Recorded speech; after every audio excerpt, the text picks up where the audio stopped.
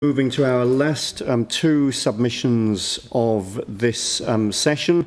So Sue Sullivan from the Christchurch Tramway. Sue, thank you for joining us. Thank you. Kia ora. I'm Sue Sullivan. I'm the new CEO of Christchurch Attractions, of which the Christchurch Tramways forms part of our group. I'm a member of the Christchurch NZ Economic Forum, and I'm here to talk to you, or talk to our submission that we will resubmit around the tram extension, part of the High Street revitalisation. Our original submission will be resubmitted. We wrote it during COVID, and as you can all imagine, we were under constraints, be it Zoom and time. Some background on the heritage trams for those of you that don't know. We've been 25 years on the tracks this year. We've survived the earthquake, and we will survive COVID. We at the moment have 3 trams on the track. We reopened Queen's Birthday weekend to support the city and bringing the city to life. We've had great support from local businesses on all aspects of the business around the tracks that we run. Since then, we've had some great days, albeit weekends, and we've had some very, very quiet days.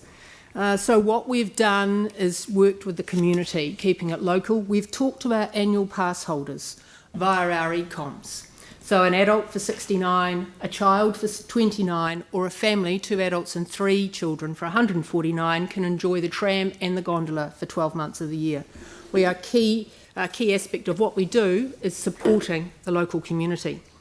The extension, it's been part of the annual plan and discussed since 2008. It was part of the High Street revitalisation, the Cashel Street to St Asaph Street document that went to consultation in 2019. A significant amount of the work has already been done, and I have a handout that you may like to look at later on, which outlines tracks that have been laid. There's a small part of track work that has to be done, and of course there's overheads and points being the directional part of the tram track. We understand constraints. We work in significant constraints, as you do, financial constraints.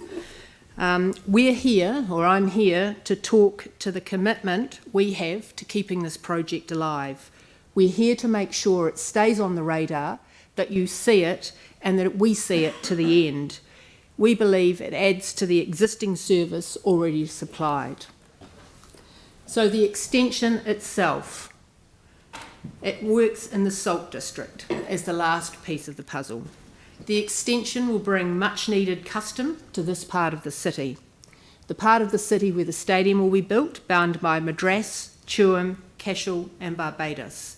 This area will be serviced by the new tram stop at Poplar Street. We envisage that pre-event hosting, prior to guests arriving at the stadium, will assist in avoiding traffic congestion. It's a big part of our forward planning. How do we service that part of the city? The trams are a great way to dispersing people. It's a hop-on, hop-off day pass. It stops at 17 points around the city. It's a key way to move customers, both local, domestic, North Islanders and internationals, through Cathedral Square, the terraces, Cashel Mall, the Arts Centre, Botanic Gardens, the museum, and of course New Regent Street. The tramway is iconic.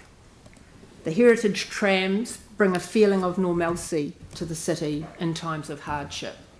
We heard those comments on a regular basis after we brought the trams back to the tracks. It's a unique selling point for Christchurch and a very competitive tourism market, in particular at the moment. The tram images continue to appear on TV, print, online campaigns, social media, and the cover of your draft annual plan. The heritage trams are believed to be the only operating on major city streets in the Southern Hemisphere, and the restaurant tram is the only operating restaurant tram in a major city in the Southern Hemisphere. We, Christchurch Tramways, have strong partnerships with Tourism New Zealand, Christchurch NZ, Central City Business Association, and the Heritage Tramway Trust, whom you'll hear from afterwards. So in closing, we're here to make sure this remains on your radar, that we get it across the line, and that we continue to deliver customers through all parts of the city to support the work that you are doing in bringing the city back to life. Thank you. Thank you very much. Thank you. Yanni. Thank you for your presentation. I know you've focused a lot on the short term.